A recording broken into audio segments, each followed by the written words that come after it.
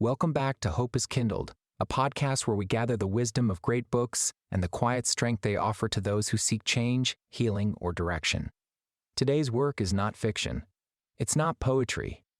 It's a quiet, persuasive manifesto written for anyone standing at the edge of doubt or despair. For anyone who's been told they're stuck. For anyone who's ever felt powerless and wants to reclaim the narrative. The book is The Power of Your Subconscious Mind, written by Dr. Joseph Murphy, and it has become one of the most enduring self-help texts of the last 100 years. First published in 1963, The Power of Your Subconscious Mind combines spiritual insight with psychological principles, suggesting that the key to success, healing, happiness, and even divine connection lies within the subconscious. The central claim? That what you continually impress upon your subconscious through repetition, imagination, faith, and feeling eventually expresses itself in your external reality. In other words, change your mind and your life will follow. Murphy was ahead of his time. Long before neuroscience became popular in the self-help world, he intuited what we now understand through modern cognitive psychology and neuroplasticity. Our thoughts shape our perception, and our perception shapes our behavior. In his words, you are like a captain navigating a ship. You must give the right orders, thoughts, images, beliefs. Murphy's theory resonates with thinkers like William James, the father of American psychology, who wrote, Believe that life is worth living, and your belief will help create the fact. Murphy and James both understood that belief alone is not passive. It is a tool, something to be chosen and trained, like a muscle.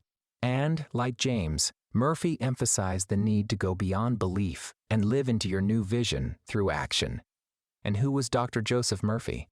Joseph Murphy was born in Ireland in 1898 and studied religion, psychology, and metaphysics.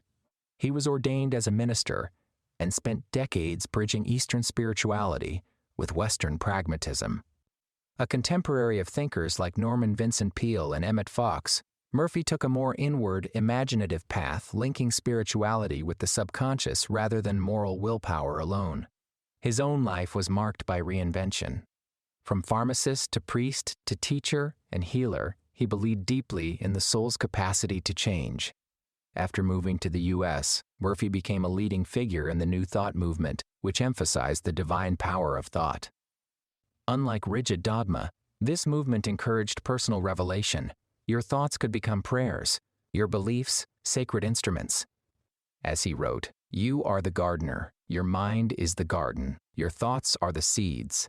Murphy's book rose to prominence in post-WW2 America, a time of rapid change, anxiety, and rebuilding.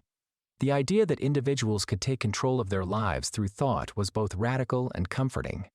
In a world scarred by war and uncertainty, Murphy's writing promised agency. If the external world was unstable, the inner world could be a sanctuary and a source of transformation. This message echoes the Stoic clarity of Marcus Aurelius, who wrote in Meditations, "You have power over your mind, not outside events. Realize this, and you will find strength." Murphy, like Aurelius, believed the battlefield was within, and that mastery of the self began with mastering thought.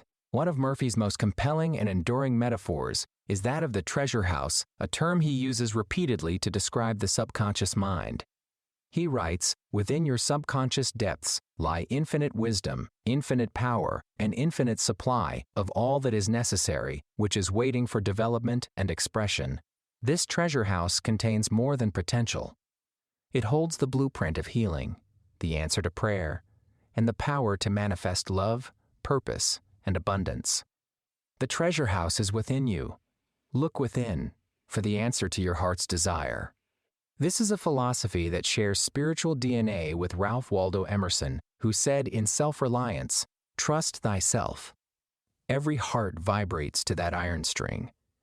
Murphy and Emerson both believed in a divine inner well, an intelligence waiting to be drawn forth by faith and focused thought. Murphy leaves us with many lessons for well-being and resolve. First, your subconscious doesn't argue, it obeys. Murphy states, the subconscious mind does not argue with you. It accepts what your conscious mind believes. Therefore, you must feed it carefully, not with fear, but with vision. Second, Imagination is more powerful than willpower.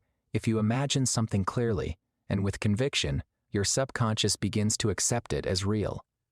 Thought without action, however, is incomplete.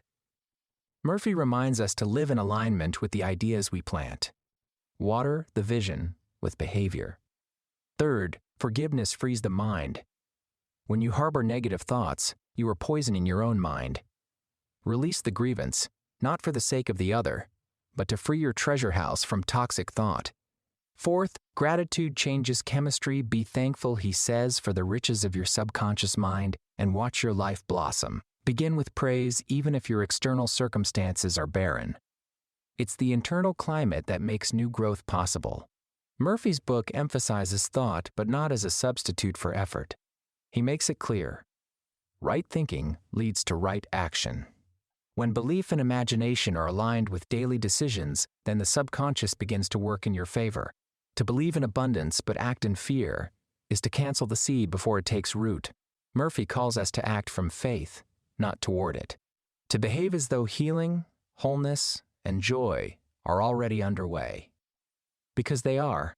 The power of your subconscious mind is a blend of science, mysticism, and metaphor, but at its core, it is a call to inner responsibility. It affirms what thinkers from ancient Greece to modern psychology have said. The mind, when directed, is not just a mirror, it is a compass. And this compass can point toward transformation if we dare to follow it with belief, imagination, and consistent action. Dr. Joseph Murphy believed that every human being carries an inner cathedral of possibility. That buried beneath self-doubt and discouragement lies a well of light, intelligence, and power. That healing begins in silence. That success begins in thought, but that none of it lives until we act. So act with faith. Speak with purpose. Plant with patience. The treasure house is within, and it waits to be opened by your belief in your effort.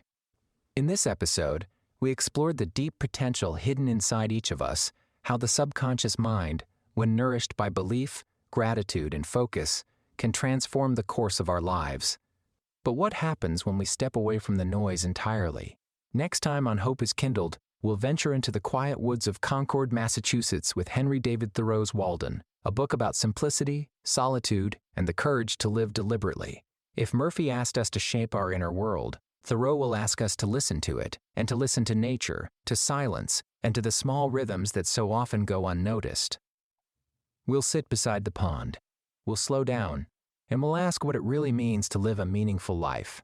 Until next time, keep reading, keep becoming, and keep the fire alive.